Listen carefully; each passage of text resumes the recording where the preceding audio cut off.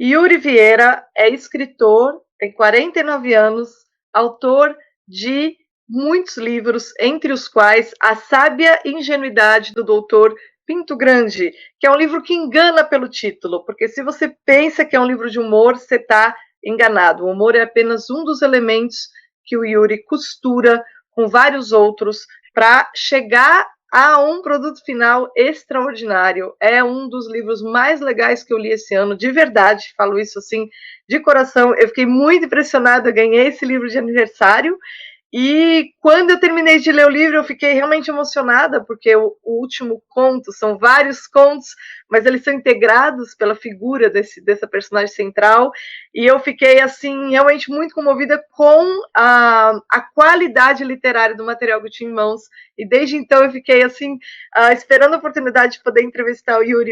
Yuri, obrigada por ter concedido essa entrevista para a Esmeril de Dezembro. Em primeiro lugar, Obrigado a você. queria que você falasse da sua trajetória para o nosso público que ainda não te conhece, o que Uhum, você estudou, o que é que foi mais importante para te falar, nossa, eu vou ser escritor mesmo. Quanto uhum. tempo você demorou para aprender a escrever? Eu queria muito que você falasse disso, que as pessoas acham que escritor nasce sabendo, eles não sabem o É, trabalho artesanal que é a escrita, né? Queria que você uhum. falasse um pouco Eu disso vou em primeiro falar, lugar. eu vou entrar nisso, mas primeiro eu quero dizer o seguinte, que esse livro que você É, falou do Dr. João Pinto Grande, um, que às vezes as pessoas têm dificuldade de encontrar o livro nas livrarias, porque eu descobri que o personagem roubou o livro de mim. Porque que o pessoal perguntava pelo... Ah, tem um livro do Yuri Vieira, que eles têm vergonha de falar, sabe, Ingenuidade, do Dr. João Pinto Grande, tem vergonha jura? de falar, aí pergunta pelo meu nome, né? Tem livro do Yuri Vieira? O pessoal fala, não, não tem. Mas aí eu descobri depois que algumas livrarias estavam registrando o livro como sendo A Sábia Ingenuidade, autor Dr. João Pinto Grande.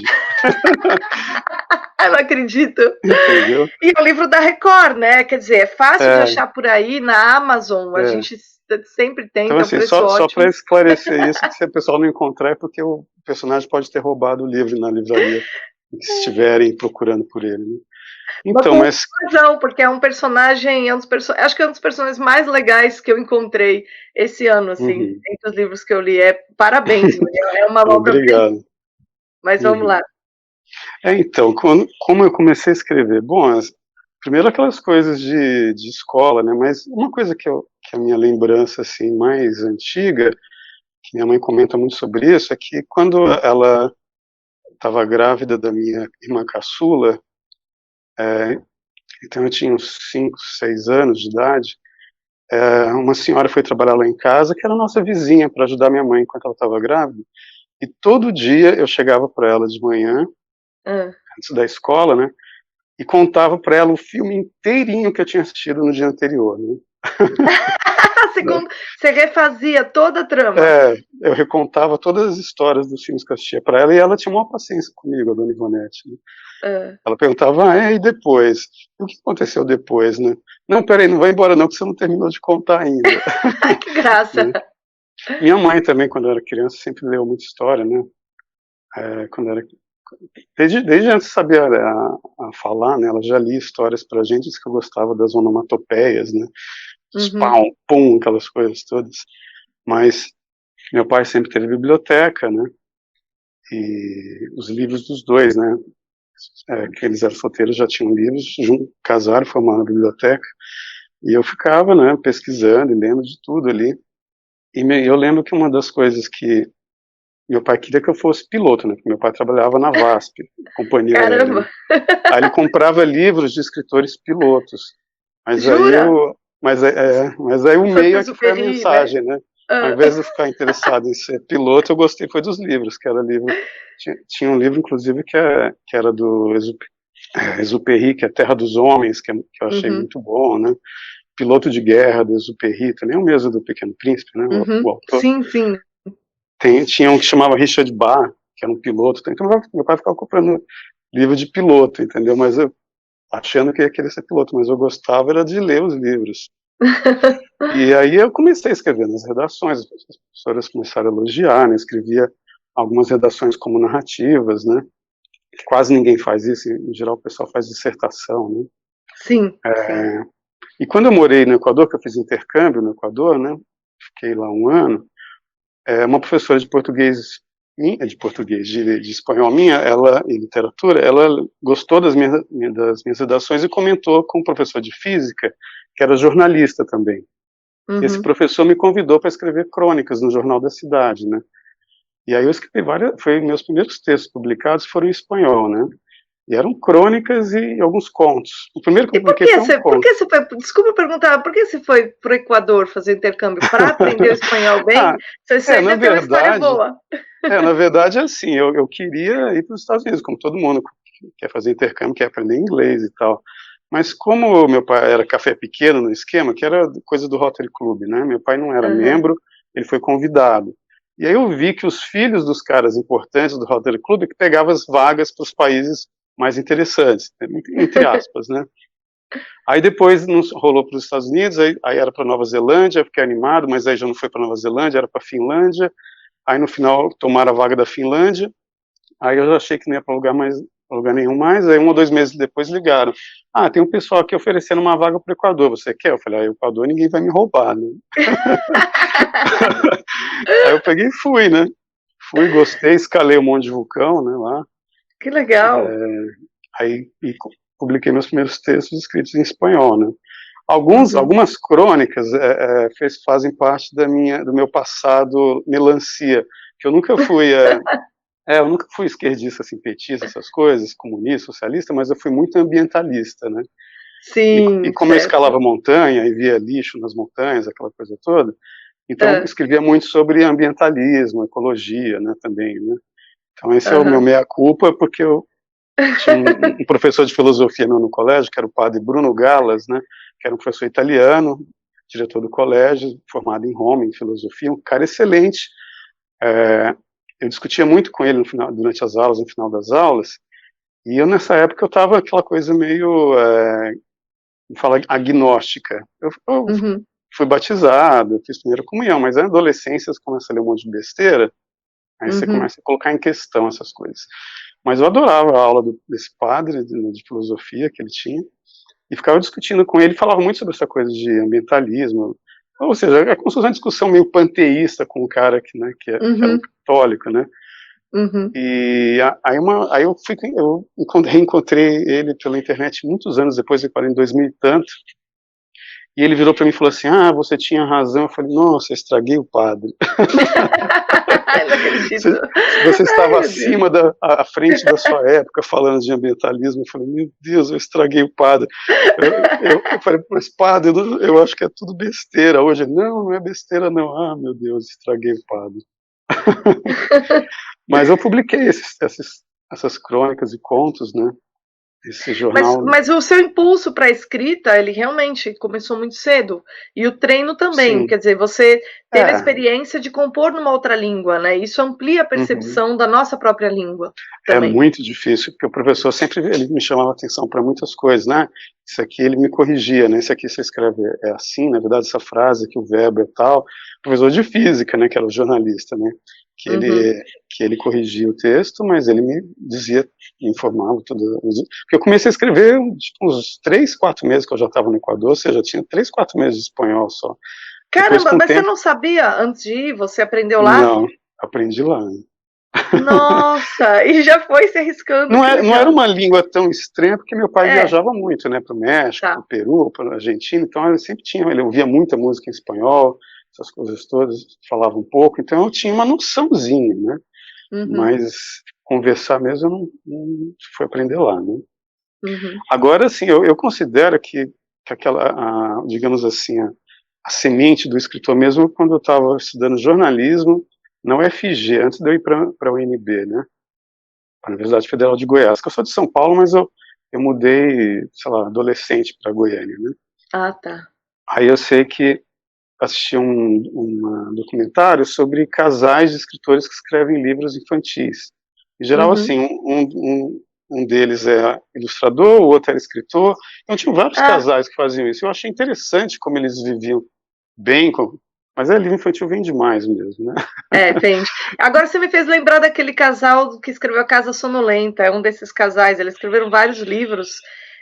O desenho é lindíssimo. Desses casais, esses eu esqueci, mas é Wood, sobrenome deles. Mas, assim, Uhum. mas eu não sabia que eram tantos, né? Eu conhecia esses, que realmente Uhum. são o cara, pelo menos quando eles são traduzidos para o português, o pessoal acerta, né? Porque ele escreve Uhum. em verso e tal. Uhum. Caramba, são vários, então. É. Isso é o mais comum do que parece. Então, porque eu lembro que eu fui fazer jornalismo por causa da escrita mesmo, mas lá eu vi que Uhum. eles te desensinam Sim. a escrever. Gente, te empurra um manual de redação, Uhum. te enche o saco, isso aqui é literário demais e tal. Mas eu vi Uhum. esse documentário, mas é possível ganhar dinheiro então de escrever no livro? Comecei a pensar nisso, mas eu abandonei o curso, fui para Brasília, ainda com esses resquícios ambientalistas, fui fazer engenharia florestal em Brasília, né? E aí eu comecei a ler o Henry Miller, né? Que eu lia muito Hermann Hesse, né? Ah, E sim. aí eu encontrei um livro de biografia em fotos na biblioteca da UNB do Hermann Hesse, tinha uma foto do Henry Miller segurando o livro Siddhartha do Hermann Hesse, elogiando o Hermann Hesse. Eu falei, quem é esse Henry Miller? Eu fui ler Henry Miller, aí eu li assim uns 15 livros do Henry Miller, um atrás do outro, que conta a saga de um cara que todo mundo considera assim um vagabundo, um imprestável, um cara que não vai dar nada na vida, tentando se tornar um escritor, né? Uhum. E como ele descreve assim o desespero de você tentar se atualizar e buscar mais influências e mais autores para você estudar, e você tentando escrever uma coisa que no final você acha que é um lixo, uma porcaria, esse livro daquilo. Como o desespero dele nessa aventura, eu me identifiquei muito com ela, né? Com esse desespero Uhum. com ele, né? Então, na biblioteca do UNB, eu passava mais tempo lá do que, às vezes, estudando para as provas, né? Porque, imagina, na engenharia florestal, às vezes tinha que estudar biologia, quando eu via, Caramba. eu estava pegando um livro do Goethe, que Goethe escreveu sobre botânica, né? Aí começava a ler o livro do Goethe, quando eu via, já estava lendo as afinidades eletivas do Goethe, o Fausto, e blá, blá, blá. Uhum. E aí, nossa, não estou mais estudando, tanto que eu acabei mudando mesmo de curso de novo. E esse foi para Eu qual? fiz, eu fiz um turismo. Eu comecei a mudar para teoria literária, mas para literatura, aí eu me tornei, como fala, monitor do chefe do departamento, que era o Flávio Uhum. René Cote, que é o Uhum. tradutor do livro Perfume, né? Que é Uhum. um marxista cultural total, entendeu? Total. Isso nos anos 90, né? Mas eu gostava dele, eu gostava de mim, eu fui monitor dele, estudei crítica literária com ele, teoria literária e tal. Aí ele falou para mim, você quer mudar para letras? Eu falei, não faça isso, porque o curso está em franca decadência, é um terror isso daqui. Porque ele, mesmo ele sendo aquela coisa toda marxista, ele era muito culto, Sim, entendeu? antigamente, né, os esquerdistas É, antigos tinham uns caras ele muito é dessa cultos, né. época, ele é dessa Uhum. época, assim, um cara culto de verdade, que leu tudo, entendeu? Uhum. E ele ficava puto que mandava o pessoal ler os livros e ninguém lia os alunos, entendeu? Eu falei, pô, Uhum. mas quer que eu fale sobre o livro, vocês não leram o livro? Quem tinha lido o livro era eu, aí ele ficava discutindo comigo, né? Botou como monitor dele. Mas ele falou para mim, não mudo para esse curso, né? Eu acabei mudando para teoria, história e crítica de arte, que era uma habilitação das artes plásticas. No final, no Né? fundo, você só precisava estar matriculado em algum curso para continuar frequentando a biblioteca, né? Esse era o É, ponto. Eu também concordo com na o verdade, eu ponto. era um agente secreto infiltrado que estava me preparando para escrever atrás de comédia acadêmica. Porque eu também fiz engenharia civil antes de ter feito jornalismo, entendeu? Uhum. Então eu fiz matérias assim, por causa como chama, da engenharia florestal, eu também fiz matérias de biológicas, matérias de química, né? Fiz Uhum. matérias de desenho, por causa da engenharia, de cálculo, das áreas de humanas eu fiz de várias matérias de história, de filosofia, estética, essas coisas todas, de sociologia, de economia. Nas artes Uhum. eu fiz aula de desenho, eu fiz aula de pintura, história da arte, crítica de arte, teoria.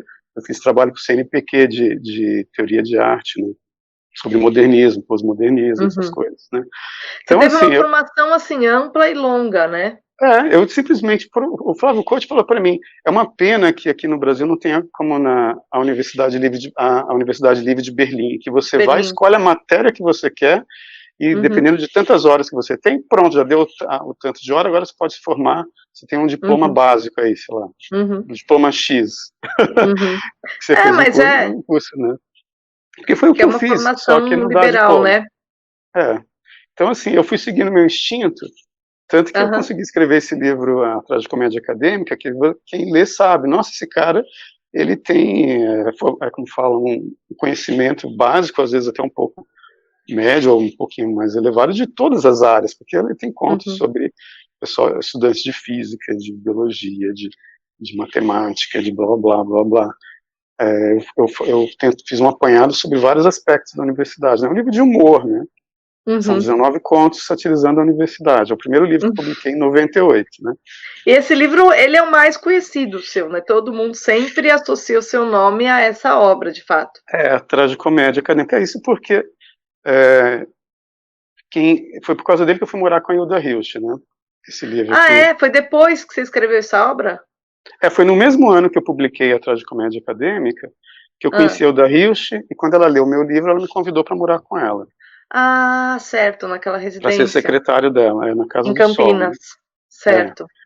Você E fala, você fala, inclusive nessa obra que eu mencionei, você faz uma aos meus mestres, né? Hilda Hilst e Bruno Tolentino. Né? Então eu queria que sim, você falasse da sua relação com ela, mas também com a Eu relação. queria, eu queria ter colocado o Olavo de Carvalho também. Eu devia ter colocado, como eu estava em preparação, um romance em preparação, eu falando, eu vou dedicar o romance ao Olavo. Mas eu não consigo terminar nunca. O romance ainda tá em Não, construção ainda. eu comecei uns 3 romances, não terminei nenhum. Porque é besteira, entendeu? Eu ainda sou meio caótico. Igual eu era na Uhum, universidade, passo para um, passo para outro. uhum. Mas eu Mas espero vai terminar. sair. Uma hora fica pronto. Mas então, fala sobre sua relação, tanto com a Hilda Hilst quanto com o Bruno Tolentino. Em que aspectos eles foram importantes, assim, para. Primeiro foi bom para eu baixar a bola, né? Porque quando eu escrevi a Tragicomédia Acadêmica, eu recebi uns elogios tão exagerados, assim, das pessoas que eu ia encontrando, né? Quem lia adorava, assim, pirava a cabeça, né? Que eu já estava me achando fodão, entendeu? Aí Quantos anos você cheguei lá tinha, na Yuri? Hilda, Você tinha quando eu quantos anos? publiquei o livro, eu tinha uns 26, né? Mas antes dos Eu 30 a gente é ia, idiota, né? A gente se é, acha importante, tem, né? tem essa frase no livro que eu escrevi sobre a casa da Hilda. O livro que eu escrevi chama Exorcista na Casa do Sol. Aí eu Uhum, conto sobre um dia que a gente estava assistindo um filme que era Hiroshima Mon Amour, que a Hilda queria uhum. rever esse filme, né? E aí ela estava lá entediadíssima vendo o filme e falando assim, nossa, eu adorava esse filme, eu vi esse filme quando eu tinha uns 26 anos. Ela virou e falou assim, quando a gente é jovem, a gente é tudo idiota. Mas ela tá certa. O Eu que conto importa essa história. é reconhecer isso em algum momento e não querer ser jovem para sempre, né? É, O problema das pessoas em geral é que eles acham que é legal ser jovem para sempre, né? eu comecei a Mas, perceber isso lá, porque eles tinham uma bagagem gigante, entendeu? Então eu tinha que uhum, ficar correndo atrás do tempo. Tempo perdido não, porque na verdade eu ainda estava na minha época, mas tentando acompanhar 2 caras que eram gigantes, né? Eu e o Bruno. uhum, Né? E o uhum, Bruno era assim, ele era um professor nato, né? Ele invadia meu quarto, assim, que era a biblioteca, né? Da é, casa da Ida, era uma biblioteca com uma cama, né? Era meu quarto. uhum, Né? Aí o Bruno chegava lá para pegar algum livro, aí já pegava, já começava a falar, esse autor, aí começava a falar um monte de coisa. E eu tinha aquele livro do Cânone Ocidental, do Harold Bloom, né? sim, Que o Bruno conheceu ele pessoalmente, parece que eles deram aula uhum, em Essex, na mesma época, né, na Inglaterra. Aí ele falava, ele começou a falar do Harold Bloom, que concordava com isso, que mais com isso não, ele acha que o Harold Bloom não devia ficar comentando autores cuja língua ele desconhece, que o Bruno ele uhum. falava italiano, né, inglês, francês, então assim, ele tinha ele podia ler no original, então ele achava que o Harold Bloom não devia criticar autores cuja língua ele não sabe ler, entendeu? Mas Não dá Yuri, para criticar a tradução. se a gente compara o trabalho dos grandes romanistas, né, do Curtius, do Auerbach, se a gente vê esses caras, eles de fato tinham esse dois, mesmo o Spitzer também, que é o estilista, que fala de estilística, são caras que Uhum. faziam questão de ler no original, porque justamente um Sim, dos aspectos da literatura fundamentais é o manejo da linguagem, né? Se você não é capaz uhum, de entender como que tal língua é manejada, como é que você vai uhum. falar do autor, né? Então ele estava certo nesse aspecto, né? E para escrever também, né, que o Bruno falava assim, né, eu escrevi em italiano, Hum, escrevi em francês, em inglês, por quê? Porque eu amei em italiano, eu amei nessas línguas, eu amei, eu comi, eu caguei, eu uhum, dormi, eu me uhum, desesperei, né, eu me apaixonei, eu conversei, eu me aventurei nessas línguas. Então eu uhum, posso escrever nessas línguas. Agora você uhum. que conhece uma língua só por leitura querer escrever nela, aí não vai dar certo. Uhum, uhum. Aí ele falava muito isso. E ele frequentava, por que que ele estava sempre lá, ele frequentava, O qual que era a Bruno, relação dele com a ele Hilda? ele estava escrevendo na revista, qual era o nome da revista? Não sei se era Palavra, e tinha uma revista que ele escrevia na época, que ele teve um problema com a dona da editora, pelo seguinte, o Bruno estava com AIDS, né? Uhum. E a filha da dona da editora estava fascinada pelas conversas com o Bruno, né? E a mulher começou a achar que o Bruno estava pegando ela, entendeu? Falou, você está com AIDS pegando minha filha, e rolou uma briga e demitiu o Bruno. E ele ficou sem Caramba. dinheiro. E aí ele pegou e foi pedir para a Hilda passar um tempo na casa dela enquanto ele procurava uma outra fonte de renda. Uhum. Nossa, são os Entendeu? caras mais brilhantes, assim, né, no Brasil, passando dificuldade, né, o Bakum Olavo também, né, na época que ele escreveu Jardim das Aflições. Incrível. É, ele tava escrevendo O Mundo como Ideia lá na casa da Hilda. Ele terminou de escrever o livro lá, né, no quarto ao Uhum. lado. Ele vinha, comentava comigo, tanto que eu que enviei o arquivo por e-mail para o editor dele, né, do Mundo como Ideia. Né? Uhum. Eu lembro de ter passado o disquete no antivírus, tinha um vírus Melissa. Ele falou para mim, meu computador tá cheio de vírus mesmo. Tem que passar aí o antivírus. Então, assim, o Mundo como Ideia tinha um vírus Melissa no início. Mas, enfim, aí eu sei que ele falava, ele estava sempre de gravata, de terno, e falava, quando você estiver mais na merda aí que você tem que se vestir todo elegante, viu? Ele saía assim, né? Aí ele ia na Academia Brasileira de Letras, conseguia umas boquinhas, até o Sarney passou um livro para ele Uhum. revisar, entendeu? Uhum. Ele fazia Foi se isso para ganhar virando. dinheiro. Caramba. Porque rolou E essa a, confusão. e a Hilda na época, como assim, o Bruno você falou que foi praticamente foi um professor de muitos aspectos. E a Hilda, Uhum. como o que A você Hilda, lembra dela a em Hilda especial? ela adorava conversar, né? E ela, assim, Aham, ela não tinha limites para a imaginação dela. Porque aham, eu adorava conversar com ela, porque você não precisava se policiar, você podia falar qualquer coisa, seja uhum, no sentido tanto para cima, para o céu, quanto para o inferno. Você podia falar qualquer coisa que ela uhum, não te cortaria, ela embarcaria na viagem e já tinha lido várias coisas sobre aquilo e falaria sobre aquilo, entendeu? uhum, Então, uhum. ela assim, é uma Ela era pessoa livre, né? interessantíssima, é totalmente livre, com um senso de humor impressionante, muito engraçado. Às vezes ela tinha pavio curto, o mundo real deixava ela de pavio curto, que ela está lá naquela maior conversa, aí liga o síndico do condomínio, você está devendo o condomínio. Ela, seu canalha, seu canalha. Ela tinha acabado de contar uma história engraçadíssima, já ficava puta com o síndico do condomínio, né? Ai, Porque ai. era alguma coisa que ela já tinha pago, sei lá, qualquer Uhum, confusão que dava, eu que tinha que resolver, né, porque ela me pegou para secretária.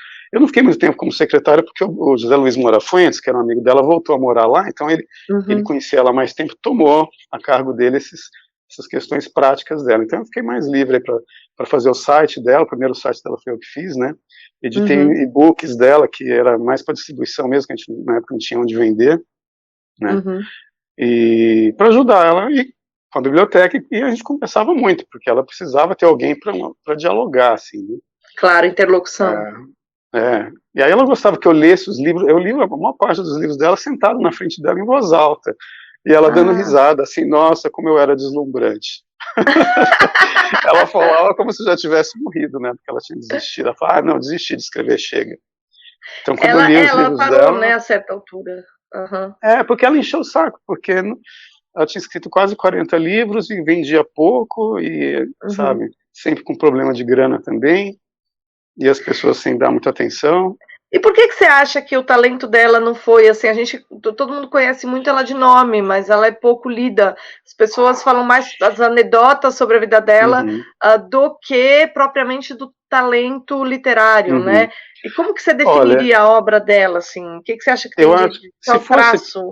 na época que ela escrevia só poesia, quando você procura naquela hemeroteca digital, por exemplo, onde tem um banco de dados de jornais desde o século, desde a época que o como chama? Dom João VI veio para o Brasil, tem jornal ali antigo, né?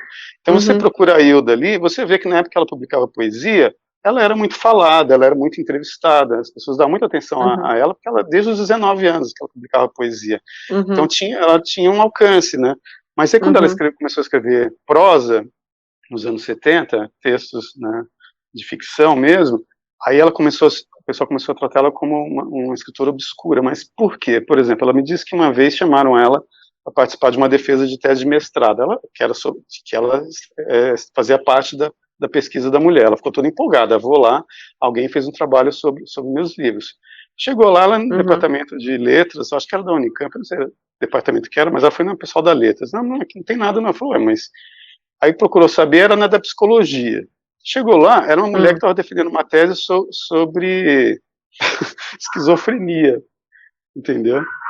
E aí a mulher falou assim, e ela disse que a mulher toda vez que falava sobre esquizofrenia, apontava para a Hilda.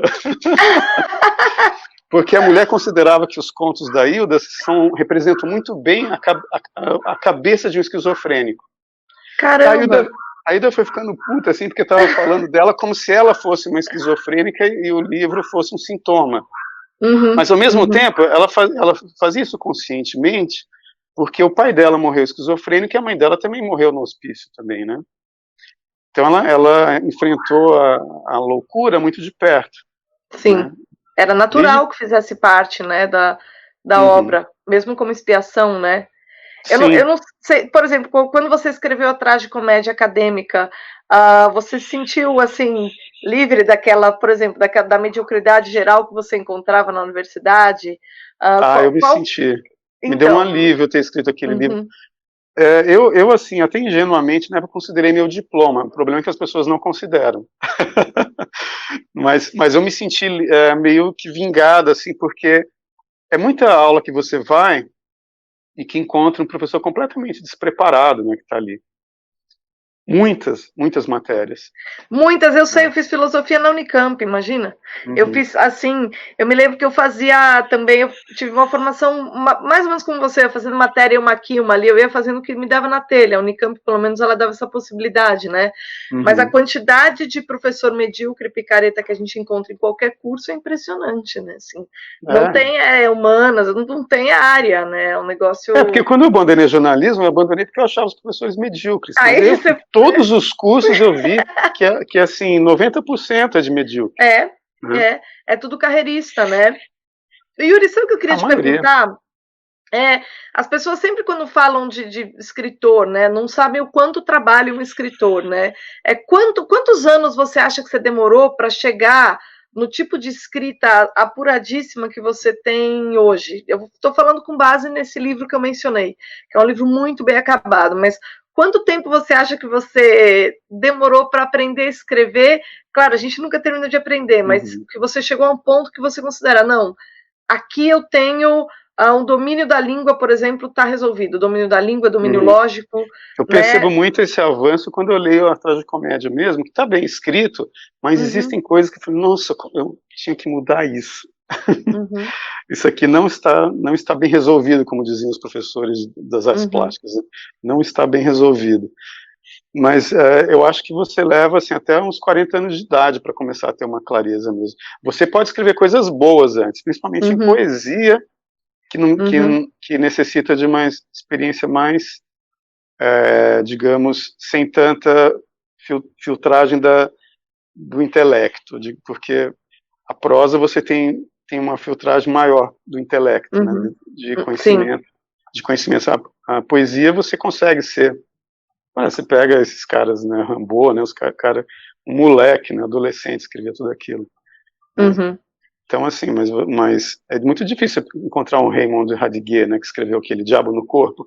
Ele escreveu aquele livro, acho que ele tinha uns 18 anos também, acho que ele morreu com 19, se eu não me engano. Caramba! Então, assim, é um livro de ficção, é prosa, mas é de uma experiência que ele teve, acho que durante a Primeira Guerra Mundial, ele teve um caso com uma mulher cujo marido foi lutar na guerra, entendeu? Olha a sacanagem, entendeu? Ele pegando a mulher de um cara cujo marido pode morrer a qualquer momento na guerra. O Diabo no Corpo, o nome do livro. Ele tinha acho que 18 ou 19 anos quando escreveu esse livro, mas ele se baseou, é um livro curto, baseado nessa experiência dele, porque para escrever ficção você precisa ter experiência de vida mesmo. Claro. E não é uma questão de você se limitar só às suas experiências, mas é que existem experiências arquetípicas. Você precisa sentir algumas dores para ter uma noção de como são outras dores, outras escalas de dor. Você precisa ter experimentar determinados amores para conseguir imaginar outras escalas de amores. Coisas assim, né? E é engraçado você falar isso, Yuri, porque eu tinha feito uma pergunta, que é o seguinte, né, que o talento, talvez uma das maneiras de definir o talento, que é, digamos assim, aquele aspecto a mais, além de domínio da língua, imaginação e domínio lógico, tem que ter talento para você realmente acabar sendo um escritor consumado. E talvez uma das maneiras de descrever o talento seja uma sensibilidade aguçada, no sentido de ter um interesse genuíno pelo mundo, né? Não é o interesse apenas pelos próprios sentimentos que você vivencia, mas justamente pela natureza dos sentimentos. Então é como se as experiências que a gente acumulasse fossem trampolins para a gente imaginar outras, né? Não sei se é isso que você acabou de falar, mas eu acho que esse é um componente importante. Eu acho que uma coisa que eu acho que tem a ver com perceber, com a formação de talento, pelo menos que talvez em mim eu sinto, é uma coisa que quando o Olavo falou a respeito dele isso, eu fiquei até meio puto, eu falei, pô, eu ia escrever isso sobre mim, porque eu tinha exatamente a mesma experiência que ele está falando, eu tinha exatamente isso. Quando eu estava na escola, eu era muito tímido e me sentia super deslocado na escola, porque eu me sentia o rei da minha rua, dos meus amigos de rua, e me sentia assim um alienígena na escola. E quando eu via o comportamento das pessoas na escola, eu achava que elas agiam daquela maneira porque elas sabiam alguma coisa que eu não sabia. Eu ficava assim, meu Deus, eu devo ser muito idiota, por que esse cara está fazendo isso? Aí só muito mais tarde eu descobri que o cara está fazendo isso porque ele era uma besta quadrada que não pensava antes de agir. Entendeu? Mas demora, né, pra gente entender mas que é eu isso, ficava naquela assim, o que eles sabem que eu não sei? E ficava querendo investigar a coisa, e começava a ler para entender por que as pessoas agiam daquela maneira, por que elas faziam aquelas coisas, eu conversava com elas. Então eu sempre fui muito aberto para conversar com as pessoas, qualquer um. Eu tive uma namorada uma vez que ela brigava comigo, pô, você conversa até com um bêbado que para você na rua. Ué, mas... Eu falei, mas você viu o que ele falou? Ele falou um negócio muito interessante. Depois de uns 2 minutos, ele soltou uma que eu nunca tinha ouvido, entendeu? Mas assim, eu sempre tive essa abertura para as pessoas, principalmente, né? Eu sou um cara muito, eu me resguardo muito, eu sou meio homem fico na minha caverna, mas quando eu saio, eu saio assim, eu acho que eu me resguardo até um pouco por causa da minha sensibilidade com essas coisas. Sim. Porque, né? Assim, às vezes a pessoa me fala uma coisa muito impressionante, que eu, nossa, já começo a viajar, entendeu? E se eu estou num lugar cheio de gente, de repente eu não consigo mais prestar atenção em todas as conversas, porque alguém me disse alguma coisa que eu preciso escrever alguma coisa sobre aquilo. Tem que anotar, pelo menos, né? Então, assim, se isso é um talento, dom... várias épocas da minha vida eu pensei que isso não é dom, isso é maldição. Quando eu estava na UNB, essa história que eu sempre queria estar escrevendo, eu já escrevia, na UNB eu escrevi um conto, tipo, tem um que eu escrevi que chamava Doom, Doom, Doom, que é o nome daquele jogo, Doom, né? Isso foi em 94, 95, eu escrevi esse conto, e na época você tinha que ir no Xerox, tirar assim umas 20 cópias, gastar dinheiro e dar para algumas pessoas lerem, né? Aí depois você sai assim, uma semana depois, 2, 3 dias depois, pergunta, você leu? O quê? Aquele conto que eu te dei? Era um conto? Esqueci. Hoje você põe no blog, põe no Facebook, um monte de gente, às vezes 50 pessoas leem, o pessoal fica puto, só 50 pessoas leram. Nossa, eu imprimi, gastava dinheiro imprimindo 15 cópias do conto, de um conto de 20 páginas, às vezes um só lia, entendeu? Você procurava, então, saber a opinião das pessoas. O impacto que aquilo causava. Isso sempre te preocupou. Porque tem uma outra coisa que muita gente que é metida escritor, mas assim, não tem a menor ideia do que significa, que é não se preocupa com o leitor, tá? A gente está cansado de ver gente aí que quer ser escritor ou sai falando, mas esquece do leitor. Então, a empatia também é um ingrediente fundamental, né? Porque se você não está o tempo todo pensando na pessoa que está te ouvindo, quando você escreve, se você não imagina aquele que está te ouvindo, como que você aprimora, né, a capacidade de comunicar literariamente, ou seja, poeticamente, tudo aquilo que você imaginou, né? Então, essa percepção permanente do próximo é algo que talvez tenha sido importante para você se desenvolver, assim. Você tem que ter uma empatia, você tem que conseguir se imaginar na posição do outro, né? Conseguir imaginar. E o que você ouvia das pessoas? Para quem você atribuía? Para mim, uma das coisas mais inesquecíveis foi um colega de apartamento meu, com quem eu dividi apartamento lá no UNB, né? Que eu dei o conto para ele ler, ele virou para mim e falou assim: de quem você copiou isso? Jura? Eu falei, como assim de que eu copiei? Eu escrevi esse conto, né? Ele falou, não, foi você que escreveu, eu te conheço. Você não ia escrever. Eu falei, cara, eu escrevi esse conto. Ah, mas isso tá muito não sei o quê. É porque eu tinha lido muito Rubem Fonseca, então eu escrevi um conto que eu entrei como eu te falei, dessa questão da empatia, eu também tenho como autor, né? Eu entrei no mundo do Rubem Fonseca, que como meu pai cresceu no Rio de Janeiro, meus tios são cariocas, então eu tive um contato muito próximo com o Rio de Janeiro também, então eu conhecia, assim, o ambiente. Então eu aproveitei isso e escrevi uma história, como eu já tinha sido assaltado algumas vezes, eu escrevi uma história de bandido do Rio de Janeiro, entendeu? Claro. Também. Então ele achou que aquilo não era meu, mas eu tinha lido uns 10 livros do Rubem Fonseca e tinha essa pequena bagagem, né? E por ele achar que não tinha sido eu, é porque ele estava com uma cara que te achou muito bom.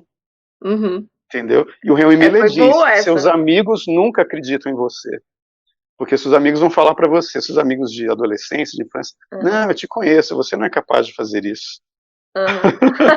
E essa foi uma prova, entendeu? Porque eu tinha lido o Henry Miller, eu ri na hora. Eu não esqueci por causa disso, porque o Henry Miller avisou, seus amigos não vão acreditar que você escreveu aquilo. Entendeu? Mas outras pessoas vinham com conversa assim, eu achei muito no seu... sabe aquela coisa que a pessoa, você viu que ela gostou, que ela achou que ficou bom, mas ela, para não passar por alguém, sei lá, inferior a você, ou sei lá o que ela tem na cabeça, ela quer acrescentar alguma coisa, aí faz um comentário crítico super cheio de firulas intelectuais, que não tem nada a ver com isso. Sim, só para se sentir na mesma... não, estou para se sentir a próxima, né? Ou simplesmente... Na verdade, é engraçado, a gente está falando de talento, né? Mas a dificuldade que as pessoas, às vezes, têm de reconhecer um talento e falar, nossa, que coisa extraordinária, que legal, isso me emocionou, isso me comoveu, é meio impressionante, né? Às vezes as pessoas têm uma certa resistência, sendo que é uma coisa... Eu tive amigos legal, que gostaram de verdade. É mais legal elogiar que criticar, mas parece que as pessoas têm mais prazer em menosprezar, né? É engraçado isso, né? Eu tive amigos que fizeram comentário. Eu tinha uma amiga na época, faz muitos anos que eu não falo, que era a Cíntia Falkenbach, que era professora na UNB, nas artes, né, de gravura, se não me engano. Ela gostou tanto do conto, me convidou para participar de um grupo literário, lá o pessoal escrevia, trocava textos para conversar sobre os textos, né? Tinha outros professores que gostaram também, como o Benedson, que era professor das artes plásticas. Então, sim, tem gente que gostou, que sabia fazer críticas bem fundadas, construtivas mesmo, mas que ao mesmo tempo fala, não, mas ficou bom, você tem que investir nisso. Isso também rolou, não só esse pessoal que ficou para baixo. Mas, em geral, não era gente que eu conhecia há muito tempo, era gente que eu estava conhecendo naquela época mesmo, né? Mas o que eu falo que às vezes parecia uma maldição é porque me atrapalhava conseguir me formar em alguma coisa. Quando eu vi, eu estava só escrevendo ou lendo escritores, sabe? E no Brasil, que é um país cartorialista pra caramba, que adora uma assinatura oficial, você sem diploma, você tem muita dificuldade, né? E você acabou não tendo, você acabou não se formando em algo especial. Eu não me formei em nada. E eu ainda, porque eu fui para São Paulo abrir uma empresa lá, um estúdio de fotografia e vídeo, e aí a máfia dos fiscais de São Paulo botou uma multa lá em cima da gente por causa de uma reforma, de uma coisa que eles disseram que não estava no alvará, a multa era grande demais, a gente quebrou. Quando eu tentei voltar para o UNB, eu prestei vestibular de novo, que já tinha jubilado, aí os caras não me deixaram entrar porque meu CPF estava bloqueado porque a gente tinha quebrado, meu CPF ficou preso uns 4 anos, entendeu? Por causa dessa história da empresa. Aí eu falei, quer saber? Enfim, a universidade naquele lugar. Pô, por causa do CPF, eu não consigo fazer matrícula, entendeu? Eu passei no negócio de novo, eu passei em 1000, né, Burocracia. É. vestibulares, aí de novo, quer saber, vou. Aí continuei trabalhando com cinema, estava Uhum. até me indo bem, só que aí veio essa confusão toda de política, a maior parte do pessoal com quem eu trabalhava é de esquerda, começaram a me É. botar de escanteio, aí é isso que deu. Aí E o negócio hoje? é só livro mesmo. Hã? Hoje você tem feito o quê? Você está organizando seus escritos? Hoje, porque É, realmente aparece lá que você já trabalhou com cinema, né? uhum. Mas. Eu fui editado pela José Olímpio, né, que é uma Uhum. editora mais tradicional, assim, Pela Record editado também? pela Record, pela Editorial. Uhum. E eu me dei sorte, eu não estou igual o Dostoiévski que fala assim, dinheiro, aquela coisa maldita que tanta falta me faz. Eu só não estou nisso porque em 2015, com a grana que eu ganhei com trabalhos ainda em cinema, e depois com dinheiro de direitos autorais, toda vez que chegava dinheiro, eu, pum, comprava Bitcoin. Ah! Não, olha que legal, Entendeu? porque então você conhece pra caramba mesmo, né? Porque tem aquele É, último conto, né, do Dr. é, João Pinto Grande. aquele conto lá, eu fiz assim, uma homenagem ao Satoshi Nakamoto, inventor do Bitcoin, porque com certeza o Dostoiévski teria comprado Bitcoin, porque ele ia jogar para poder ganhar dinheiro, entendeu? Imagina, aí Aham. perdia mais dinheiro ainda, tem até Isso o te livro salva. Jogador, né? Isso É, realmente, não deixa eu cair na miséria total, entendeu? Então, assim, quando eu olha. não arranjo um trabalho para escrever roteiro ou dirigir alguma coisa, aí eu vou sobrevivendo do Bitcoin. Enquanto eu estou ganhando, eu estou Uhum. comprando Bitcoin. Quando para de entrar trabalho, eu começo a vender Bitcoin. Então eu fico assim, entendeu? E Ah, como o Bitcoin, assim, da época que eu comprei em 2015 para cá, valorizou mais ou menos 2.400%. nossa, caramba, que Então, ótimo. assim, não posso me desesperar ainda, né? Sabe o que eu Mas, queria, poxa, falando em Bitcoin, voltando para o livro do Dr. João Pinto Grande, qual foi sua inspiração para criar esse personagem? Estou vendo você com isso esse. foi uma amiga minha, a Ah, Missy, ela me contou uma história sobre um cara que estava querendo processar os colegas dela de trabalho. Ela é mulata, uhum, o pai dela é negro e a mãe é loira, né? E ela disse que esse amigo dela, colega de trabalho dela, estava querendo processar os colegas por racismo, uhum. porque o pessoal estava chamando ele de prompt de comando, eles trabalham com Peraí, é verdade computação, né? então, daquele É segundo verdade, conto? aquela história é Eu verdade. não acredito, é É uma, sério. o que é verdade é essa historinha que ela me contou. Aí eu fiquei imaginando como será, porque eu acho assim, uma perda de tempo, que eu tive tantos colegas negros em tudo quanto é lugar de trabalho e estudo, que sempre tiveram senso de humor para lidar com isso, Claro. né? De uma maneira que às vezes até ácida, às vezes jogava na cara do outro, sem violência, o cara detonava o outro só com senso de humor. Então eu imaginei esse cara procurando um advogado com sabedoria e senso de humor, tentando Uhum. fazer ele ver a coisa pelo outro lado, entendeu? Aí esse advogado, eu pensei, tem que ser um advogado que seja uma minoria mais minoria do que o cara está se achando. Aí eu pensava assim, que a minoria das minorias é um indivíduo, então tem que ser simplesmente uma pessoa que ele é tão indivíduo, mas que ele é diferente dos outros também, mas que ele sofreu uma perseguição, bullying por causa de alguma coisa que é só dele. Vou falar um nome, porque eu lembrei de um colega de colégio meu, que sobrenome era Pinto mesmo, né, que eu estudei no colégio, que tinha esse cara que o pessoal fazia muito bullying com ele. Aí aquela cena em que o cara tira o sarro do cara que está fazendo bullying com ele, também é real, aconteceu com esse colega meu, Nossa, chamava que Lúcio legal. Pinto, chamava Caramba. Lúcio Pinto, que é odontólogo hoje, né? Aham. Só que não tinha grande, né? Então eu sempre exagero. Eu Mas imaginei assim, o claro. Paulo César Grande, ator, casou com a cantora lírica portuguesa Maria Pinto e tiveram um filho chamado João Pinto Grande. Eu imaginei alguma coisa assim. E aí eu imaginei, então, esse advogado que sofreu muito Uhum, bullying por causa desse nome. uhum, E então ele ensinando a um cara que estava se sentindo perseguido como lidar com senso de humor e sabedoria aquela situação, entendeu? uhum. Então eu criei esse primeiro conto, criei esse personagem aí nesse conto, postei no Facebook, as pessoas passaram para frente, adoraram, deu muito, Adoraram, né? e o pessoal começou a falar, nossa, escreve mais contos com esse personagem. Aí eu Uhum. comecei a escrever mais contos com esse personagem. Uma Uhum. coisa que falta no Brasil é gente que exige coisa dos escritores, editor que exige Ah. mais livros dos escritores, leitores Uhum. que exigem mais livros dos escritores, tipo, porque às vezes nem a gente percebe que aquilo é uma boa ideia fazer aquilo. Ah, Uhum. mas foi o pessoal lendo e falou, escreve mais contos para esse cara, e eu escrevi e saiu o livro, né? É. E integrado, né? Quer dizer, você conseguiu Uhum. dar um jeito de relacionar Amarrar um personagens, com o outro. amarrar um com o outro, né? E eu achei muito interessante. O que eu acho uma das maiores qualidades do livro é a mudança de registro, né? Você citou que nas conversas com a Hilda Hilst, você podia ir do céu para o inferno, que ela entendia e embarcava Uhum. na conversa. E é engraçado que essa foi a sensação que eu tive lendo seu livro. Você vai do drama de um momento super sensível que emociona a gente para o humor, e depois você Uhum. tem uma ponta de tragédia, então você tem você não trabalha num registro, você Uhum. salta de um registro para o outro, às vezes no interior do mesmo conto, às vezes de um para o Uhum. outro, né? Eu acho que é o penúltimo, né? Que é aquele sobre a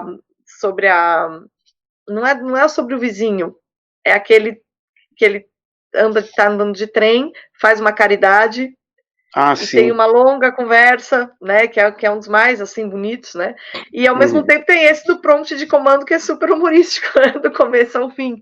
Então, Sim. por que você faz? É proposital essa variação dos registros?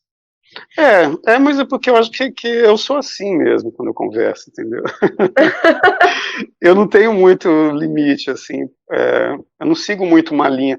É porque eu lembro Uhum. muito de uma frase do Guimarães Rosa, que eu já vi muito Hum. pessoal conservador, inclusive o Olavo, dizendo que não gosta do Guimarães Rosa porque ele exagerou muito na questão da linguagem, coisa que a Hilda Uhum. fazia também.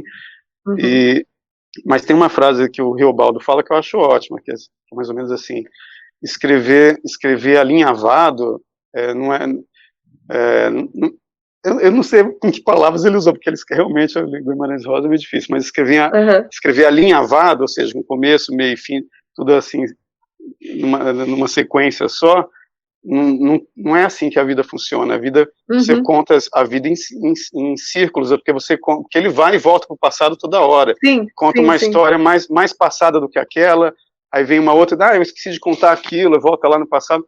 Então, assim, às vezes eu faço isso com assuntos também, entendeu? Uhum. Um assunto Uhum. leva a outro, e eu acabo botando isso no conto. Mas, em geral, quando eu escrevo um conto, eu já sei como é o final. Eu sei, ou pelo Tá. menos o clímax, né? Ou onde Então, você vai chegar, né? onde eu vou chegar, eu sei. Mas aí eu comparo muito com escala montanha, porque você sabe onde é o cume da montanha. Mas, Uhum. às vezes, você não sabe qual é a via que você vai fazer. Mas Uhum. você não se perde porque você tem que ir naquela direção, né? Uhum. E Uhum. montanha você acha que é só subir? Não, às vezes você antes de subir tem que dar uma descida de novo, aí Uhum. fica naquele sobe, em zigue-zague até chegar lá em cima, né? Uhum. Isso às vezes com o assunto, com o tom da história, às vezes é mais dramático, às vezes mais humorístico. Uhum. Mas uma coisa que eu senti muito isso é tipo o Hamlet, né, do Shakespeare. Você vê ele mistura o humor o tempo inteiro com a Sim, história. sim. Esse é um Chega ótimo naquela parte exemplo dos dessa corveiros, é variação do excelente. registro. Sim, sim, sim. Ele varia o registro, né? É É, interessante. Mas assim, que isso requer uma habilidade, né? Porque se você faz isso sem saber, ou talvez de maneira que não seja natural, talvez justamente porque seja um aspecto da sim. personalidade, fica tão bom, né? Fica tão natural. Você não pode querer enfiar uma piada porque quer enfiar uma piada na história. Não é assim que funciona. Falando em não ser assim que funciona, uma coisa que eu queria. Eu ando, né? Eu sempre recebo muito material das pessoas querendo escrever por causa da revista, ou porque, como a gente é uma editora também, querendo avaliação do livro e Uhum, tal. E muitas vezes eu vejo que as pessoas forçam a barra, porque eles uhum, dizem assim: eu vou ser um autor conservador. E aí eles começam a uhum, pôr a lição de moral explícita, o negócio ficou horrível, assim, sem metáfora, entendeu? Um negócio uhum, totalmente forçado. E aí eu queria uhum, também que você falasse isso, como que a transposição de valores que são nossos se dão na literatura de uhum, maneira a que o caráter doutrinário não apague o artístico mesmo, porque o que uhum, importa é a arte, né, no final das contas, uhum, assim. Claro que os valores podem transparecer ali, mas se eles são primeiro plano, ah, uhum. talvez o risco de cair no panfletário é muito grande, mas você consegue fazer Sim. isso. Aquele primeiro conto, por exemplo, que você pinta ali A Sécula do Diabo, que é um globalista, desse livro, é um exemplo, né? Mas não é doutrinário. Você conseguiu fazer um conto ali, o negócio é até verossímil, né? Tem um elemento de fantástico quando ele faz o carro explodir, mas, pô, sem sair do realismo. Então é um negócio impressionante. Como que você acha que as pessoas... Como que se trabalha isso, né? Como que ocorre essa eu acho que a melhor maneira de você lidar com... Se você quer falar de alguma coisa, mostrar que aquela coisa não é legal, ao invés de você falar, essa coisa não é legal. Não, você pega e escreve uma história de alguém achando que aquela coisa é legal. E coloca o cara para se ferrar. Ou então ele ferrando alguém que era uma pessoa super do bem, entendeu? Uma tragédia mesmo. O Julian Green, por exemplo, ele tem um livro que é... Eu não sei como é o título em português, porque, olha, meia culpa, eu lia muito em francês no começo do século, mas eu comecei a ler muito em inglês, e meu francês ficou enferrujado, então eu acabei lendo o livro dele na tradução para o espanhol, que chama Cada Hombre em su Noche, Cada Homem na Sua Noite, né? Que é a história de um rapaz que ele é católico e que se apaixona pela mulher de um cara protestante.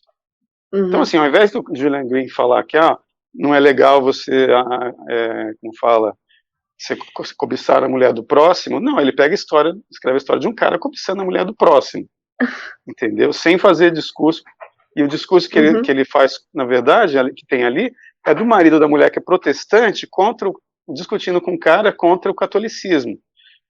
Porque aí, na verdade, foi nesse livro que foi entender aquela confusão, a confusão básica ali entre os protestantes e católicos, porque o personagem protestante não acredita em purgatório. Ele acha que purgatório que faz os católicos serem preguiçosos, né, e displicentes com a moral. Autocondescendentes. Exatamente. Porque assim, se eu não me tornar santa aqui agora, eu tenho uma chance no purgatório. E aí faz o mundo ser uma merda. Então o cara fala isso pro católico, não acredita nas coisas do católico. E o católico lá dando em cima da mulher do cara e tal, e cheio de peso na consciência e tal, né? Só que no final rola uma extrema unção lá, presenciada pelo protestante, que achava aquilo uma besteira. O cara faz um monte de merda e na extrema unção ele vai se dar bem. Mas ele vê a expressão de êxtase da pessoa morrendo durante a extrema unção, que ele começa a ter uma segunda... Assim, peraí, tem alguma coisa aí que eu tô pré-julgando, entendeu? Então o Julian Green faz isso, ao invés de fazer um discurso contra isso e a favor daquilo, não, ele coloca uma situação toda, real. Ele dramatiza. Dramatiza, né? Que é muito interessante, né? Yuri, agora que você está com 49 anos, que você não é mais um jovem deslumbrado consigo mesmo, posso te perguntar, você tem, assim, um conjunto de autores favoritos, um autor favorito? Tem algum livro que você relê e ainda te impressiona? E um filme também, já que você também é alguém envolvido com cinema? Assim, hoje? Bom, de livros, assim, para mim o principal, talvez... escolher. Mas difícil, mas eu vou falar de alguns, mas eu não vou falar, assim, qual ordem, qual que está na frente.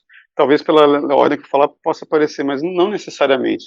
Por exemplo, eu gosto muito do Crime e Castigo mesmo, Dostoiévski, Guerra e Paz, Tolstói, é impressionante. O Mestre e Margarida, do Mikhail Bulgakov, é incrível. A trilogia encarnada do Henry Miller, que é Sexos, Plexos e Nexos, eu acho fantástica.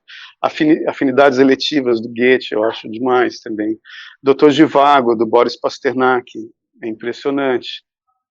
Tem um livro que a pessoa fala, fica assim, não sei não, mas que eu acho, até hoje eu acho impressionante, é Há 2000 Anos, do Chico Xavier.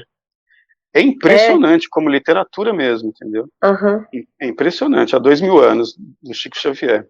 Que é uma tragédia, entendeu? E se passa em Roma na época de Cristo, é impressionante. Que mais? Nossa, eu vou acabar esquecendo, mas, por exemplo, eu gostei muito de Grande Sertão Veredas, gostei mesmo, sabe? Gostei mesmo. Por exemplo, filmes, eu gosto muito de Os Contos da Clarice Lispector. Eu não gosto dos romances da Clarice Lispector, mas os contos são ótimos. Os contos também do Arthur Schnitzler, que é um austríaco, Uhum. muito bons os contos do Arthur Sei, Schnitzler. sim. Ele é Né? consagrado também, né? Ah, tem o Bashevis Singer, né? Isaac Bashevis Singer. Tem um livro dele que chama O Penitente, que é muito bom. Tem um amigo de Kafka, que é muito bom também. Uhum. É, eu vou falar de filme, eu lembro de um livro, mas, por exemplo, de filme, tem, por exemplo, que o livro também é igualzinho o filme, praticamente. A única coisa que falta são os fiordes, que é a festa de Babette. Né? É verdade. Nossa, o É uma filme é maravilhoso, transposição, é uma é quase transposição bem literal, assim. sucedida, né? Porque é uma história curta, né? É um livro, Uhum. praticamente um conto, né? E que o cara quase não teve trabalho para roteirizar aquilo. Né? Uhum. E é excelente esse filme. Tem um filme que chama Ordet, que quer dizer a palavra. Nossa, qual é o nome do diretor? Agora me deu branco. Mas é um diretor, acho que sueco. Não é o Bergman, não. Sueco ou dinamarquês, eu não lembro, mas chama Ordet. Do jeito que eu tô Uhum. falando, né? Ordet com T mudo no final, ou a palavra. É um filme sobre, você entende o que é um milagre, assim, o que é a fé no milagre. Esse filme é Caramba. fantástico. É um filme preto e branco dos anos 50, eu acho. Eu vou Uhum. lembrar o nome do cara depois, mas esse filme é muito bom. Apocalipse Now é um filme maluco, mas eu gosto, não tem jeito. Às vezes a gente vê os filmes na época, a gente é meio maluco ainda e passa E a fazer fica. parte da nossa história e fica, né? É impressionante. E que livro que você gostaria de ver bem transposto para o cinema? Que livro eu gostaria? É, Esse há 2000 anos eu gostaria de ver esse filme, ser no adaptado para cinema. cinema. Do Chico Xavier. Você faria o roteiro se alguém te chamasse. E se alguém encarasse a aventura, você até faria o roteiro. Nossa, eu ia ter uma dificuldade enorme, porque a adaptação para mim é tão difícil, eu sempre acho É. mais fácil criar do zero, entendeu? Uhum. Mas eu poderia até, se me pagasse bem, Aí você porque é cobra mais muito bitcoins. difícil. Porque é muito difícil, mas eu cobraria menos por um original, sabe? Mas é porque é muito difícil. Mas eu gostaria de ver. Um outro filme que eu gostaria de ver é Coração de Onça, um livro Uhum. de Ofélia Narbal Fontes. Já ouviu falar? Era um Não. casal que escrevia o mesmo livro alternadamente. Um escrevia um capítulo, outro escrevia outro capítulo, e assim eles iam alternando, né? E Uhum. eles contam a história de um rapaz que entra nas bandeiras para conseguir dinheiro para poder casar, entendeu? E só se mete em roubada, assim, com os bandeirantes, ataques de índios. Isso daria um filme impressionante também, que ele vai parar lá na Bolívia. É de quando essa obra? Oi? É de quando esse livro? Ele foi escrito Esse quando? livro eu acho que é dos anos 50 ou 60, se eu não me engano. Chama Uhum. Coração de Onça. É Uhum. muito bom. Eu queria ver um filme disso também. Agora que o que eu gostaria de ver muitos filmes, porque aí muita gente aí vai ficar brava comigo, mas eu gostaria de ver um filme com a história de Jesus da maneira como ela está no livro de Urântia. E gostaria Uhum. que as pessoas julgassem. Você acha que isso é possível? A Uhum. história de Jesus? Porque ela está igual ao Evangelho? Tá, só que tem muito mais coisas. Uhum. E nessas muito mais coisas é que mora o perigo, entendeu? Uhum. Que eu não sei, que eu gostaria que um Papa Bento XVI lesse e me falasse isso aqui é herético pra caramba, o que é isso aqui? Mas eu Uhum. gostaria de ver uma minissérie, porque não cabe no filme, uma Uhum. minissérie da história de Jesus, segundo o livro de Urântia, que é uma coisa Uhum. impressionante. Uhum. Impressionante. Eu E o que gostaria de você ver isso. acha que falta, assim? Por que você acha que as pessoas, você acha que as pessoas, algum dia, todo mundo fala, ai, ninguém lê mais e tal. Eu, às vezes, tenho a impressão que não, que o número de pessoas que realmente usam o tempo livre dessa maneira, né, que gostam Uhum, de leitura, de estudo, de cultivar sempre foi pequeno. Eu tenho essa impressão, posso estar uhum, errada. Né? Não acho que uhum, é uma coisa de hoje e tal. Eu acho que a mediocridade geral, na verdade, é porque todo mundo aparece, né? A maioria das uhum. pessoas tem, não, não necessariamente cultiva a alma, não necessariamente observa o mundo, não necessariamente aproveita essa chance daqui para tentar entender alguma coisa, né? Mas você acha que há alguma razão especial pela qual as pessoas perderam, se é que Eu elas acho que tiveram algum dia o hábito de ler? eu acho que aquele texto que o Wolfgang Smith escreveu, que eu postei até no meu blog, que chama Hum. O Demônio da Distração. Uhum.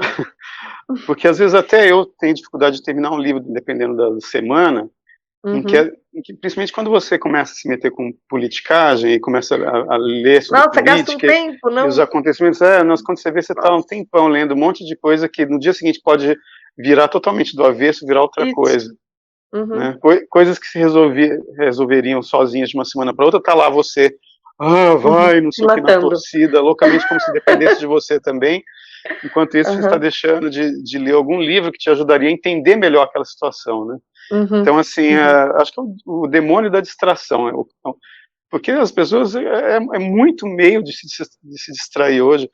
Não dá nem para comparar assim, você está já quase 50, não publicou um romance. Eu falei, meu Deus, tenta escrever um romance nos dias de hoje. O único jeito é você se fechar, igual um filme que eu vi aí, que eu não achei nem muito bom, não, mas é sobre o roteirista do Cidadão Kane, que o Uhum. Orson Welles alugou uma fazenda para isolar o cara, entendeu? Pô, Botou o deu cara certo. lá na fazenda e o único telefonema que ele recebia era do Orson Welles. E aí, tá pronto o roteiro? É assim, entendeu? Senão tem o demônio da distração. É a mesma Uhum. coisa para ler, né? Para Uhum. ler, assim, além da vida já te puxar muito, os problemas práticos da vida, aí quando você para, às vezes, porque o esforço, a leitura também é um esforço, né? Não Uhum. é, você tem que participar porque às vezes você pode assistir um filme distraidamente, Sim, mas né? não, ler não dá. Principalmente quando tem perseguição de carro, agora dá para eu fazer xixi. Todas as vezes que eu dormi vendo um filme foi durante a perseguição. Que eu acho chato, mas o pessoal acha que isso é ação. Eu estudei teatro grego na faculdade, para mim É. ação, porque drama quer dizer ação, né, em grego, né? Uhum. Para mim Uhum. ação é uma decisão tomada graças a um diálogo ou durante um diálogo. O Sim. cara decide fazer alguma coisa, tipo assim, o cara conversou com o cara e decidiu fugir dele porque o cara, esse cara vai me matar, vou fugir dele. Essa foi a ação. Uhum. Toda a Uhum. perseguição de carro foi encheção de linguiça, entendeu? Isso não é ação segundo o teatro grego, entendeu? E é uma Uhum. coisa chata, ninguém aguenta mais, é melhor jogar videogame, né? Tem videogame, né? O pessoal, ao invés de ler livro, joga videogame. É Uhum. engraçado que os filhos de uma namorada que eu tive em São Paulo, uma época eles jogavam muito RPG. E eu achava os moleques com a imaginação tão expandida, mas eu via que eles liam muito. E eles liam Uhum. em função do RPG. Que às vezes eles Uhum. criavam uma aventura na Idade Média. Eles começavam a ler tudo sobre a Idade Média, Uhum. entendeu? E aí Uhum. eles começavam a jogar e eles falavam umas coisas, eu ficava assistindo aquilo, eu falava, caramba, esses moleques são foda. Então, assim, o único jogo que eu via que expandia realmente a imaginação do moleque não é um jogo que o cara Uhum. joga no computador, que o criador teve ou não, tem ou não a imaginação expandida, não se sabe. Mas os moleques, sim, que eles criavam na hora, os caras eram bons Uhum. no negócio, entendeu? Eles liam livros para se preparar para o jogo, eu achava aquilo impressionante. Mas o resto Uhum. é tudo demônio da distração mesmo. Isso eu acho que tá atrapalhando pra caramba, sabe? E o demônio da distração tá te atrapalhando para terminar qual livro agora? Qual é o próximo livro que você Ah, gostaria de terminar e no momento que eu estou qual é o tentando tema? terminar é a É. entrevista que eu fiz com o Olavo em 2006, porque ele falou, quando eu fui no encontro literário lá em 2015, ele falou assim, aquela entrevista nossa podia virar livro, né? Como eu estava já escrevendo outras coisas, eu fui e É. botei ela lá atrás na fila. Aí finalmente chegou a hora de escrever ele, porque eu publiquei esses outros, né? Aham. Esses 3 antes, né? Aí chegou a vez dele, aí eu estou escrevendo, só que como fala, não é a mesma coisa você escrever um livro criando e um que você Uhum. escreve, está ouvindo mais de 12 horas de conversa Caramba. com o Olavo, assim, e, e aí ele cita algum nome de algum romeno que você não sabe como escreve, aí você para pesquisar aquele romeno, aí você entra no Google, pelo que você ouviu, você escreve, aí você, então é esse cara. Aí você escreve o nome, você para escrever aquela palavra você levou 5 minutos, né? Então, assim, a transcrição de 12 horas leva, assim, É muito meses, tempo. né? E É, aí tem uma hora que você transcrição. cansa, Sim, né? transcrição é um negócio. Mas tá indo esse. Esse a gente vai ver esse livro em breve. Sim, sim. O Olavo Vai me sair. pediu, né? Eu não posso. Nossa, eu não posso fazer isso com o Olavo, nem ferrando. Não, Vem com a assim, gente. talvez ele tenha falado isso para mim, não em benefício dele, mas em meu benefício, sei lá, mas em benefício das pessoas, sei lá, Claro. mas assim, eu não posso.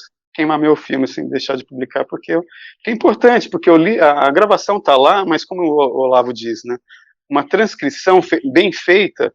você limpando aquela, que a gente não fala tão bem falado como escreve, Uhum. né, Uhum. limpando as impurezas da nossa linguagem, é uma coisa que causa um impacto diferente, né? Claro, claro. Então, assim, eu tenho que terminar isso.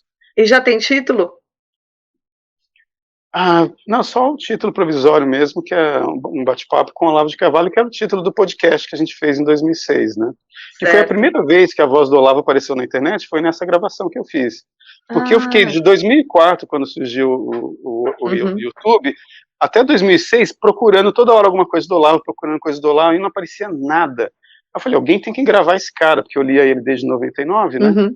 Aí Uhum. propus, a gente gravou, e aí eu fui postando, aí com o pessoal que já acompanhava os artigos dele no Diário do Comércio, em outros jornais, inclusive na Sim. revista Época, blá, blá, blá, o Globo, ouviu pela primeira vez a voz dele. Hoje em dia você encontra vídeos mais antigos, da época que ele deu entrevista na TV Cultura, ele participando de debates, de eventos mais antigos dos anos 90 ainda, quando ele morava no Brasil e tal. Mas eles foram postados anos depois de eu ter postado Uhum. esse podcast, né? O Então, Olavo foi assim, uma foi a primeira vez que referência. a voz dele apareceu na internet. Ele foi importante para você, então, Olavo? Muito, e Muito. há muito mais tempo do que eu imaginava, porque fui descobrir que eu li o Olavo adolescente, porque meu pai comprava a revista Planeta, colecionava, e o Olavo era um dos jornalistas da revista Planeta, entendeu? Olha que Então legal. aquele Zonde, aquele psicólogo, eu já tinha lido na revista Planeta sobre ele, eu fui descobrir, quando eu vi o Olavo falar sobre Zonde, eu falei, isso tem na revista Planeta. Aí fui procurar, quando eu vi, era o Olavo que já tinha Era o escrito. próprio. Né? Tinha um livro que eu li na faculdade que chamava Tabu, do Alan Watts, um Uhum. filósofo assim, é, de baixo escalão, digamos, em Uhum. inglês, que foi morar na Califórnia, que eu fui descobrir muitos anos depois que a tradução era do Olavo também. Tanto que na Hum. entrevista eu perguntei para o Olavo sobre o Alan Watts, e ele falou, não, o Alan Watts na época, assim, eu achei interessante, mas ele não é essas coisas todas, não, e não Uhum. precisa perder tanto seu tempo assim. Mas E foi um livro que na época me marcou. Então, assim, qual o livro Olavo está do por trás há muito tempo, viu? qual livro É. do Olavo você acha imperdível, assim, que eu acho que você É o acha que é um Jardim das Aflições é, mesmo. que é O Jardim uma das obra Aflições, uma obra e também o do Aristóteles em Nova Perspectiva também. uhum, E a Nova Era, a Revolução Cultural, acho que nessa ordem, sim. uhum. São os principais, eu acho. Né? Literariamente, o Jardim das Aflições é realmente impressionante, né, muito muito É. bonito, E né. eu li o exemplar do Bruno Tolentino, que o Bruno Tolentino me falou, você tem que Caramba! ler isso, né? É. Aí eu, aí eu li o livro lá e discutindo com o Bruno Tolentino, né? Uhum, né? Que o Bruno falava, ó, não perca de vista o Olavo, não, uhum. Esse esse cara cara é vale a foeda. pena. É, Bom, Yuri, então vamos aguardar essa entrevista ansiosamente. Eu uhum, espero que os leitores consigam ir atrás dos seus livros, leiam, apreciem, né? uhum, Esse eu acho que um livro excelente para começar realmente a Sabe a uhum, Ingenuidade do Dr. Pinto Grande, do Dr. João Pinto Grande, porque realmente acho que todo o seu talento está ali, né? Eu tenho certeza que os uhum, seus outros livros também são interessantes, mas já é um livro muito bem acabado, né? Me parece muito maduro. uhum, Então, eu recomendo muito a leitura dessa obra e espero uhum. que você escreva muito mais para a Obrigado. gente ser agraciada aí pelo seu talento. Não sei se da Uhum, sua geração a gente tem alguém do seu quilate, né? Mas o mais interessante é saber que você está sempre indo, vindo, tentando terminar, se aprimorando e sabendo que dá é, sempre para melhorar, porque aí a gente tem certeza que você vai deixar eu, muito eu, mais eu coisa legal. enrolo, mas às vezes eu chego lá, entendeu? Às vezes não, acho que sempre que você dá o ponto final no livro, um trabalho bem Uhum, feito foi uhum. legado aí para os brasileiros. Então, muito obrigada pela Obrigado a você, entrevista. mano. Obrigado a você.